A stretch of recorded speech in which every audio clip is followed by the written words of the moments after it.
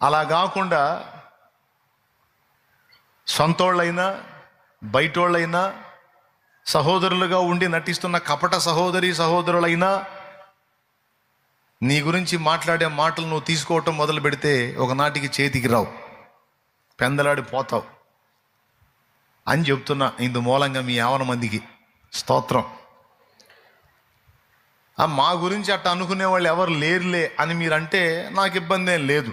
ఒకవేళ ఉంటే భవిష్యత్తులో ఎదురైతే మీరు ఎలా ఉండాలో ఒక పాయింట్ చెప్పాలనిపించింది, చెప్తున్నా. అది కూడా నీవు ఆశీర్వదించబడుతున్న కొలది ఈ దాడులు ఎక్కువ అవుతాయి.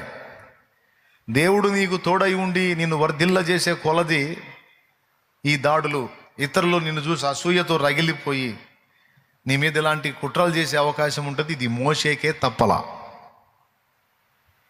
కాబట్టి ఫస్ట్ పాయింట్ చెప్తున్నాను, దేవుని మాటనే పట్టించుకో, జనుల మాటలు నీవు లక్ష్య పెట్టాల్సిన అవసరము లేదు. దేవునికి స్తోత్రం కలుగును గాక. ఎందుకంటే అన్ని